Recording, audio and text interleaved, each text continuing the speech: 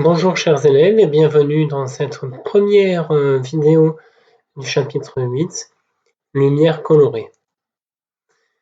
Donc ce chapitre va se décomposer en 3 vidéos. La première, celle d'aujourd'hui, lumière colorée et lumière blanche.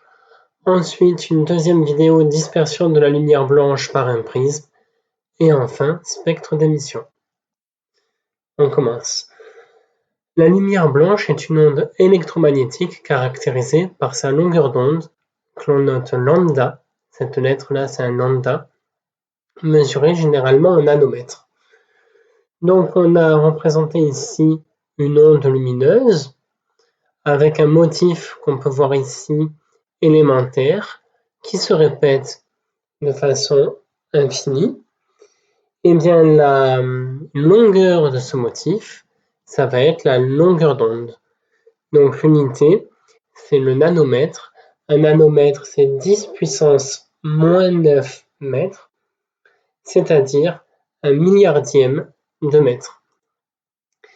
Alors cette caractéristique, la longueur d'onde, est une caractéristique très importante pour les ondes électromagnétiques et pour la lumière, puisque c'est cette caractéristique qui va définir le niveau d'énergie de l'onde lumineuse. Donc plus la longueur d'onde est petite, plus on va avoir des ondes énergétiques, et plus la longueur d'onde est grande, comme ici les ondes radio, moins l'onde sera énergétique.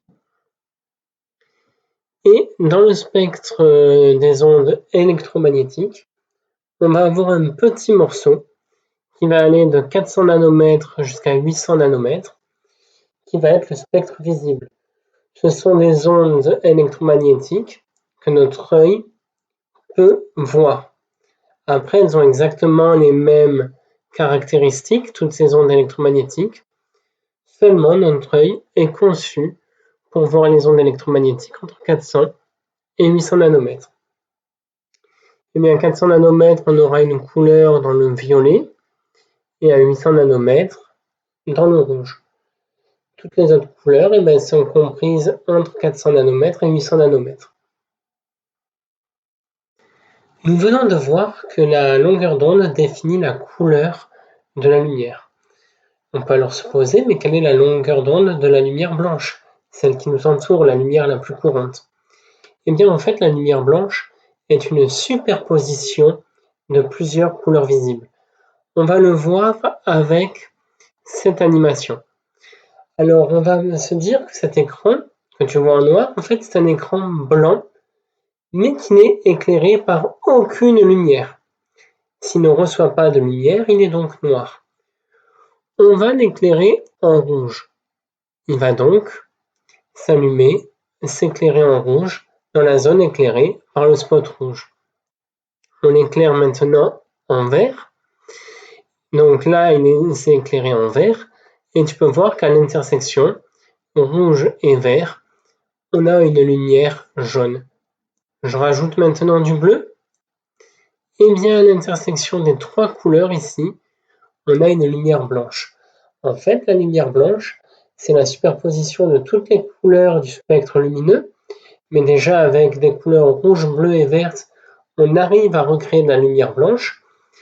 Et c'est en fait notre cerveau qui va interpréter ce mélange d'ondes lumineuses comme une couleur blanche. Donc, nous avons vu qu'une onde électromagnétique est caractérisée par sa longueur d'onde et que c'est cette longueur d'onde qui va définir sa couleur. Eh bien, on va définir une lumière monochromatique comme étant constituée d'une seule longueur d'onde. C'est le cas des lasers. Un laser vert n'aura qu'une seule longueur d'onde. Un laser rouge n'aura qu'une seule longueur d'onde de l'ordre de 625 nanomètres. Nous avons aussi vu que la lumière blanche est une superposition de toutes les couleurs visibles. Eh bien, on va définir une lumière polychromatique comme étant constituée de plusieurs longueurs d'onde, et par exemple la lumière blanche.